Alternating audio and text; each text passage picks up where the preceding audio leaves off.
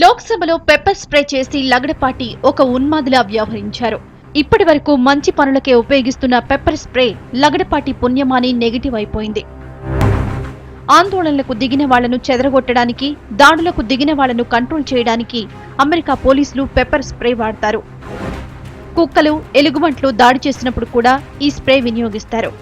ఆత్మరక్షణ కోసం మహిళలు ఇలాంటి స్ప్రే వాడాలనే ప్రచారం మనం చూస్తున్నాం. అంతే తప్ప సాటి ఎంపీల మీద ఇలాంటి స్ప్రే చల్లుతారని తయారీదారులు కలలోనైనా ఊహించి ఉండరు. ఓలియోరెసిన్ క్యాప్సికమ్ అనే రసాయనాన్ని ఈ స్ప్రే తయారీలో ఉపయోగిస్తారు.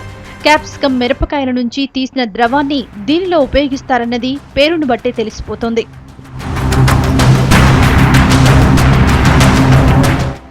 ఈ స్ప్రే చల్లినప్పుడు దుర్వాసన వస్తుంది. కళ్లు మండిపోతూ దాదాపు అరగంట సేపు కళ్లు కనిపించవు. కళ్ల నుంచి, ముక్కు నుంచి అదే పనిగా నీళ్లు కారతాయి. శ్వాస సరిగా ఆడదు. చర్మం మీద కూడా దీని ఎఫెక్ట్ ఉంటుంది. దాదాపు గంట పాటు ఒళ్లంతా మండుతుంటుంది. పెప్పర్ స్ప్రే చల్లితే ప్రాణానికి ప్రమాదమేం ఉండదని తయారీదారులు చెప్తుంటారు.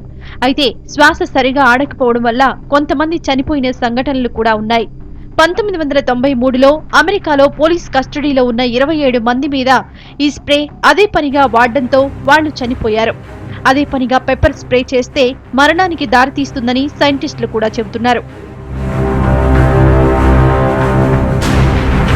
ఆస్మా లాంటి అనారోగ్యం ఉన్న వాళ్లకి ఈ స్ప్రే వల్ల చాలా ఇబ్బంది కలిగే అవకాశం ఉంది.